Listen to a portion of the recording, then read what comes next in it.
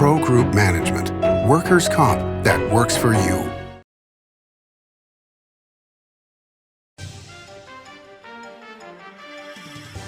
Welcome to Nevada Newsmakers, come to you from Carson City. On the broadcast today, the Assembly Republican Minority Leader, Robin Titus, is here for the whole show on an all-new Nevada Newsmakers. What do you count on? You count on your power every day. At NV Energy, we've always powered what's important to you, but we're not looking at the past. We're focused on the future.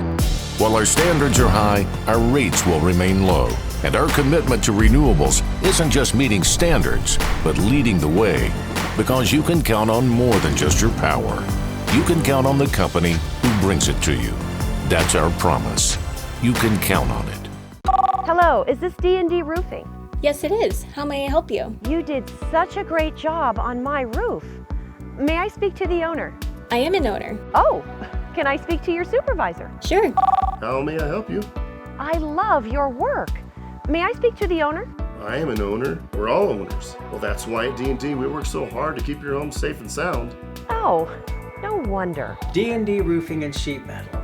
Local, employee-owned, here for you. Like a traditional handmade basket, retail is woven into the fabric of life in Nevada. From big box to mom and pop, retail supports our communities in countless ways. Jobs for the disabled, team uniforms for kids, help for the elderly, and so much more. Retail employs over 1 in 10 workers. Retail supports Nevada, and we support retail. RANNV.org. When in Carson City, Nevada Newsmakers records in the conference room at the Bank Saloon.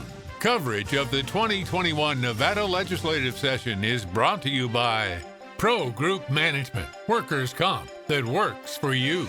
Ahern Rentals is ready for your next project. Liberty Dental Plan, making members shine one smile at a time. And Southwest Specialties, creative, distinctive, beautiful. This is Nevada Newsmakers with host Sam Shad, a no-holds-barred political forum. Now, from the Nevada Newsmakers broadcast headquarters, here is Sam Shad. And back on Nevada Newsmakers, come to you from the Bank Saloon in Carson City. We are delighted to welcome back to the program the Minority Leader of the Assembly, Assemblywoman Dr. Robin Titus. Thank you for having me, sir. Oh, always a pleasure. So tell me, at this point in the session, are Republicans being listened to in the Assembly? We're being listened to in the form of when we meet with the committee chairs and when I reach out to Speaker Farson and Majority Leader Teresa Benitez-Thompson. Certainly they listen. Does it make any difference? Not so far. Hopefully we'll see a little progress, but not a lot of hope in that. How many bills of yours are moving through? So far at this date, we've had 0 Republican bills pass out. We've had some work sessions on them. Statistically, they're less than I think there's been, and again, our folks are working on it, so I don't have the exact numbers, but none have passed. None have had a floor vote. I've had work sessions on a couple of my bills, but then they haven't been brought to the floor yet. Are there areas that you feel you could work with the Democrats in a bipartisan fashion to at least have the Assembly Republicans' name on these bills? I've had a couple bills that I've been asked to co-sponsor on the from the Democrats. I have what we refer to as a roadkill bill, and that Assemblywoman Bill Bray Axelrod asked me to co-sponsor, so she and I are co-sponsors on it, and it's about ability to harvest animals that were hit on the side of the road so they don't just go wasted. That has a chance of passing. I've been on a couple of health bills that are certainly going to pass, and a bill that had an early hearing but then has kind of had a pause on getting to the floor on removing archaic language from our Constitution, deaf, dumb, and blind. That one that I sponsored. I had everybody on the Democrat, all members of the Health and Human Services committees on both the Senate and the Assembly want to be co-sponsors with me, but it's yet to come back to the floor. So And I'm certainly a lot of co-sponsors on the speaker's prostate ovarian cancer awareness month. So all of those are not the core issues, however, but there has been partisan bills that have passed out, but none that have been primarily sponsored by Republicans. One of the bills that's being laid out of the Assembly now is the Death with Dignity bill. And I'm curious to get your thoughts on that, because you are a doctor, an actual doctor, and you know, what are your thoughts? This bill's been around before. We've already Several vetted it. sessions, yes. Yeah, several sessions now. As a physician, I took the pledge. I'm not going to harm. Although I understood how Kevorkian idea developed when the whole thought of physician-assisted suicide comes out, I frequently have been asked that question, and I have had, 36 plus years of practicing as a family practice doctor, and I've been there with patients and held their hand literally when they died. I would send them, diagnose them with whatever terminal disease they might have, send them to the specialist for treatment, and then at the end, when it was time, I'd be there for them. So I have a different view on that assisted suicide, and I would always ask them, because I've been asked many times by patients, please doc, I don't want this to either be a burden on my family, I don't want to be in pain, I don't want to end up in a nursing home, and so it's just those kind of questions. So I'll ask them, what are you afraid of, what are you concerned about, and if I can alleviate those concerns, you won't be in pain, we'll be there, won't be a burden on your family, and have that kind of assurance. Most of them don't want to end their life. And I always tell people, keep living until the day you don't. And because you don't know. And you don't know if, I've seen people die in a week that should have lived for years. I've seen people live years that should have died in a day. Because I have a strong belief there's a power greater than I just try to be there for them and answer those questions, and especially their fears. So my opinion is that I understand where people would say, well, everybody should have that right. There's so many things that could happen that I, for one, am not supportive of physician-assisted suicide. Okay, so if you, God forbid, were in that situation where you had a terminal illness and you decided that you wanted to end your life at that point, do you not feel that you should have that right to choose? I have had patients, and I've had friends when they're given that terminal diagnosis, they have just chosen to end their lives. I have had families say, well, what would it take? Dad wants, what would happen if we gave him this? And so I can educate, but I'm not the one that's going to make that decision for them.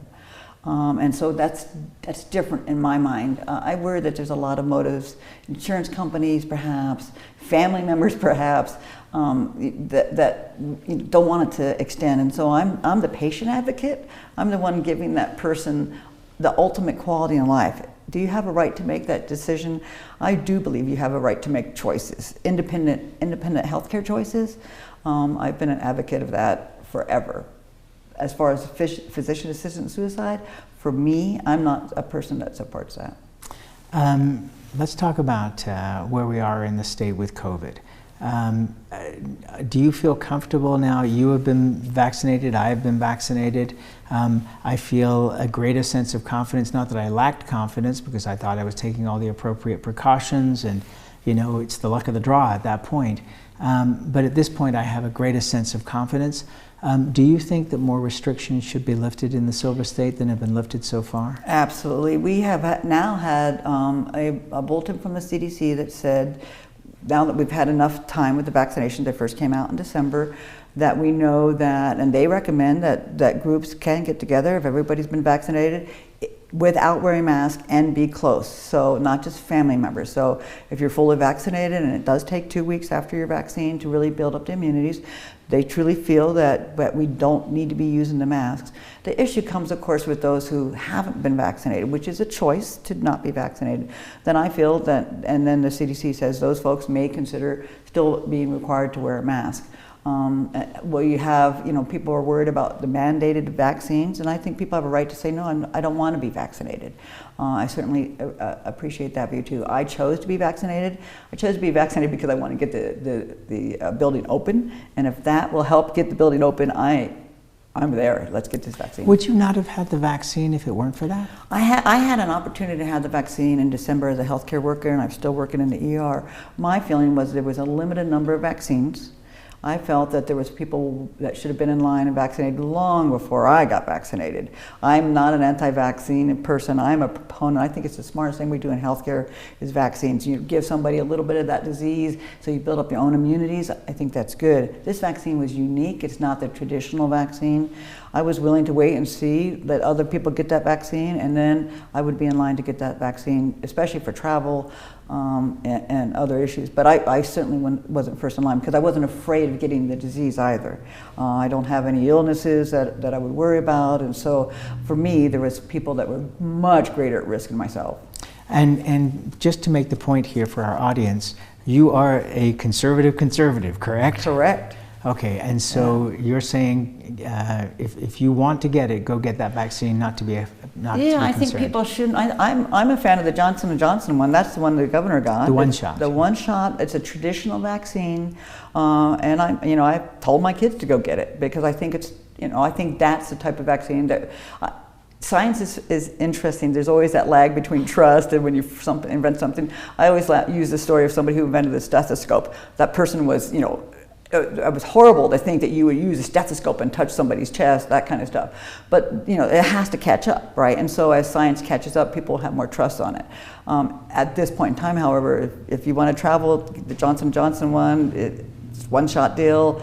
I'd recommend anybody who feels the need to go get it. Again, remember that this disease is in certain age groups, it can be fatal. If you're a vulnerable population, absolutely can be fatal. So why take that chance, especially if you want to travel?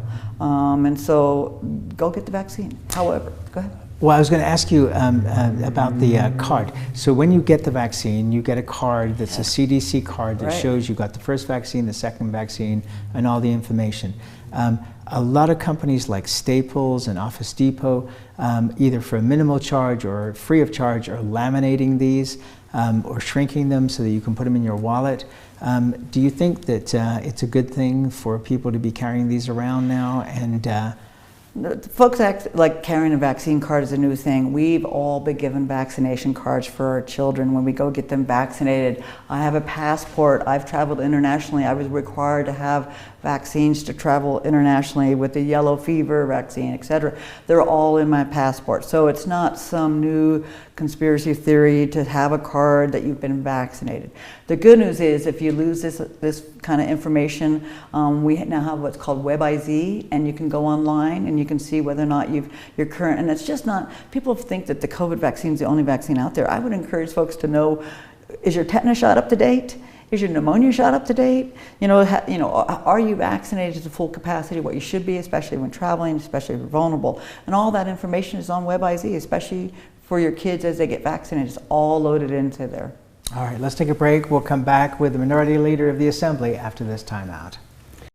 Tamarack Casino is giving away 2 Mercedes-Benz during the $125,000 Benz or cash giveaways. Plus, players get 5 times points on video reels every Friday. Win 2 Mercedes-Benz now through May at Tamarack Casino. Hi, I'm Renee Summerauer, digital news anchor here at 7 at 7. Watch our streaming nonstop newscast immediately with your mobile phone. 7 at 7 is the new way for you to get every bit of local news you need in just 7 minutes. Breaking news, local neighborhood news, weather, and sports are just a click away. Reporters bring you all of what's happening in the Valley. From Roku, Amazon Fire, Apple TV, YouTube, and more. Get every bit of local news you need from the RJ and LVRJ.com. As you know, Reno is booming. Toll's Development Company is helping it grow with insightful design and development, building community with every project, adding beauty, adding excitement, emphasizing our shared humanity. Reno is becoming bigger. Toll's Development is helping it become better, more livable, more enjoyable. To learn more, go to tollsdevelopment.com. tollsdevelopment.com. Located in the heart of Carson City, the Bank Saloon, a historic watering hole with a modern feel. With a variety of classic cocktails, featuring Nevada spirits, space for private events, conferences, and an incredible atmosphere. The Bank Saloon, offers a great location to work and play. Come visit us. Located at the corner of 5th and Carson. We'll save you a drink. Tamarack Casino is giving away 2 Mercedes-Benz during the $125,000 Benz or cash giveaways. Plus, players get 5 times points on video reels every Friday. Win 2 Mercedes-Benz now through May at Tamarack Casino. This is Nevada Newsmakers. And back on Nevada Newsmakers, we continue our conversation with the Assemblywoman Robin Titus. She is a doctor. She is also the minority leader. Governor's emergency powers, they're still going on. Should the legislature actually have a role in emergency powers as against the governor being the sole ruler of the state of Nevada? Well, I think, and I've publicly said, absolutely. Our caucus has presented many bills to try to rein that in. And I think the question needs to be answered because it's open in our Constitution. It's not clear on these extended emergencies. I think no one has a problem with an emergency hurricane, a flood, a fire, foreign attacks, whatever that emergency might be. It's imminent and the governor needs to be able to respond and help the citizens. We are all okay with that. The question came in extended emergencies. No one ever expected this extended emergency, and it's not well defined what that is. And so we feel strongly that we need to get that definition out there. We need to understand how long it should be. For us, there's been a couple bills, one of mine, one of Assemblywoman Wheeler's, that said, okay, after 15 days, let's have that governor come back to the call a legislative session, call a special session, and let's get some oversight. I think you should share the burden, at least go to some other thoughts. For me, I don't care who, it happens to be a Democrat governor right now, just as easily could have been a Republican governor. And I think checks and balances are there for a reason, and currently there's been no checks and balances. And I think the conversations I've had with the other side of the aisle, many folks would agree with that there needs to be some checks and balances. Unfortunately, nobody's willing to step up and say, yeah, you're right, let's at least review this. So we're pretty frustrated about that. Is that a product of term limits that now the governor, the Legislative Council Bureau, the lobbyists, up until this session, have more power at this point than the legislature? I would say they certainly, folks who have power rarely want to give it up. And, but I think that if you're thoughtful about it, everybody should be at this table on this one. All right, let's turn to innovation zones, which has been a big topic. You can barely turn on the television or go online and not see advertisements promoting this. And Jeff Burns of Blockchains LLC is the one that is promoting this. Senator Kekeffer was on the program last week, and also Dr. Vince Solis of Western Nevada College, talking about the potential benefits. What are your concerns about the innovation zones as proposed by Blockchains? That hasn't come out in a bill yet, but you actually had a conversation with Mr. Burns. Well, I did, and we've seen the bill draft request for the innovation zones. We haven't seen a bill yet. There's, we have lots of questions on when we see that bill, what the final language will be. So then we'll have a better template to speak towards. At this point, I had a lovely conversation with Mr. Burns. He's passionate about what he's doing. My concerns, as I expressed to him, was not so much his entity that he is willing to put up his own finances for. It's all the other areas around it and the impacts to this great state that we all love. So my job is to watch out for the rest of the state. A private business wants to do what he has to do and needs to do to move forward is one thing, but the impacts of surrounding communities, the water, the issues for water, and most importantly, their own form of government. Do we need an 18th county in our state? How is that going to work? I'm very anxious about that, and that's where I have my major concerns. And it would seem, first of all, it's easy enough to say, okay, we need our own county. First of all, I don't understand why Story County, that has been the most innovative county perhaps in the country in terms of being supportive of business. I mean, they've got the Tesla Gigafactory there. how big can something be in the short term that Story County couldn't handle it? Right. So, you know, and if you're going to take away the 67,000 acres from Story County, then there is going to be a cost. There is going to be a loss.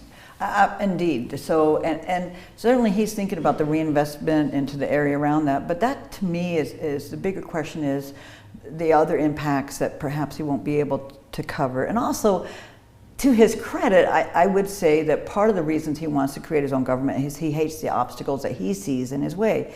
Well, is that, do we What would they be? Well, so that's my question to him was, do we need to give him his own government? Or as a conservative Republican, do we need to limit what the government's interference is? So what the real question for me was, do we need to go back and look at what are the obstacles to doing business in the state? What do we need to research? Is it really an obstacle, or are there important checks and balances for a reason? Or do we have 5 checks that we don't need there when we need 1 check to balance it? So for me, I think it's a good chance to do an overview of what does he have a legitimate argument? What are the steps that he feels are in his way, and are they there for good reason? That's where the real question for me would be. And I think it's a good time to see, are we a business-friendly state? And I think we still are. And so we have been able to bring businesses into the state.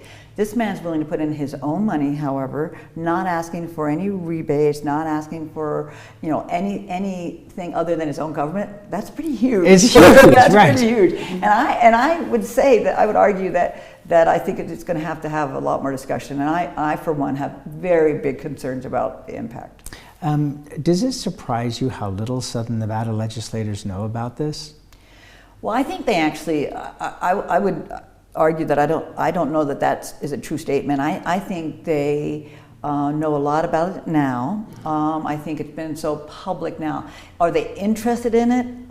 That's a different thing. The governor certainly put it in day one in his State of the State address. So they had to come up they had to get on board or not pretty quickly on this. And I think they've been doing some education on it. What the shocking was, I didn't know anything about it till the day before the State of the State. Senator Settlemeyer didn't know anything about it till the State of the State. So we were all kind of going, what is going on here? Apparently this discussion has been going on quite a while with the governor that none of us knew about, except for the ones who perhaps had some donations. And does that concern you on the donation side, that the governor became fully funded for his campaign? It was $50,000 put into his PAC, $50,000 to the Democratic State Party, $10,000 to your colleague Jim Wheeler, so it wasn't just Democrats who were getting the money. Does any kind of pay-to-play concern you? Absolutely. Potential for that? Absolutely it does. And it needs to be. And the good news is that it's been exposed. We all know follow the money. There's been articles on follow the money. You don't just follow the blockchain, you follow the blockchain money. I think they've put a lot of money into advertising this, and they've done what they feel they need to do. I have very big concerns about that. And what's the incentive? And are they really looking at it with a open eye? I will tell you, it's not, this pattern's happened before in Nevada. When the stadium went in, there was a lot in the Las Vegas Raiders stadium. When that went in, there was a lot of checks written to a lot of groups, elected officials, people running for office. They met with me. I got a campaign donation from them, but I told them, I will take your campaign donations, but I'm not supporting the stadium. And so I think that having a donation is one thing. Does it change how you vote is another. And people have to look at that. All right, let's take another break, and we'll be back with Leader Titus after this timeout. Serving Our Kids Foundation's mission is to serve homeless, at-risk, and food insecure children in grades K through 8 throughout Southern Nevada. During the pandemic, Serving Our Kids has seen a 42% increase in the number of children served, providing more than 4,500 meals to kids in over 100 schools weekly. Serving Our Kids is powered by community support and volunteers. To learn how you can help, visit servingourkids.org. Dimitri Prine here for Design Outdoor. Come visit Design Outdoor's store and backyard to see our wide selection of fire pits, barbecues, and pizza ovens, natural stone water features and fountains, and frost-proof pottery. Our store and backyard are located at 11600 South Virginia, just north of DeMonte Ranch Parkway. Visit designoutdoor.com or call us at 851-9499. The Do It Right guys at Nevada Heating have one mission. Your furnace breaks down today, we fix it today. Why freeze for days while your furnace is down when Nevada Heating can get the job done today and you can get warm again? For nearly 50 years, locally owned Nevada Heating has been getting the job done right. Call today at 323-5585 and we'll fix it today. That's 323-5585 or online at nevadaheating.com. This is Nevada Newsmakers. And back on Nevada Newsmakers, we continue our conversation with Assemblywoman Dr. Robin Titus. She is the minority leader on the Republican side. So there was a story in the Nevada Independent last week, but I think it's pretty commonly known, that you're potentially going to run for James Settlemyer's Senate seat. Jim Wheeler, your colleague in the Assembly, potentially also going to run. What are your thoughts on this race and where's it going to go? Well, first off, it's premature to know what any of us are going to do because that whole thing called redistricting. I may not even be in Senator Settlemyer's Senate district when redistricting happens. So we have to wait and see where the lines are drawn. If indeed I am still in Senator Settlemyer's district, I do plan on running for that seat. But the most important thing is right now, we are still in session here. So it's way premature to be getting distracted. So we really need to get our job done here in Carson City before we can look at what happens in the future. All right, and that's where we've got to leave it. Thank you, Dr. Titus. Please come back, and we'll be right back after this timeout. Brian Culpa Photography was born in the rolling hills of Massachusetts, and now he can help you experience the stunning beauty of Nevada in a whole new way through the power of flight. Flying has always been a passion for Brian, and at Brian Culpa Photography, he can make your imagination soar. Brian has the creative mind and tools to tell your unique story. Experience the bird's eye view at brianculpaphotography.com. Hi, my name's Marilyn Miner, and I'm sure you'd agree that Nevada's a very special place to live. I was born here, and my husband and I have raised our family here. I feel it's a privilege to live and work in the Truckee Meadows. I especially enjoy helping my clients reach their real estate goals. Sometimes the smallest details provide the greatest satisfaction. I'd be complimented to talk to you about your next move. Call Marilyn Miner at Dixon Realty, 742-1280, or log on to marilynminer.com. Safety. We all think about it. You think about it when he buckles in, when you check your mirrors and put away your phone. RTC thinks about safety too. In fact, we create it. Center turn lanes mean fewer blind spots. Bike lanes keep cyclists and you safe. Roundabouts reduce injury collisions, and all these crosswalks are designed to keep families like yours safe. Safety is your priority, and it's ours too. Every day, in everything we do. Pro Group Management specializes in providing industries with the necessary components to satisfy and exceed workers' comp requirements. Every business has unique needs and specific regulations. Pro Group Management stays ahead of the curve, providing up-to-date services to keep your industry in top form. Discover how we simplify your tasks, improve efficiency, and reduce expense to keep you moving in a positive direction. Pro Group Management, workers' comp that works for you. We'll see you on the next broadcast, coming to you from the Bank Saloon in Carson City. See you then.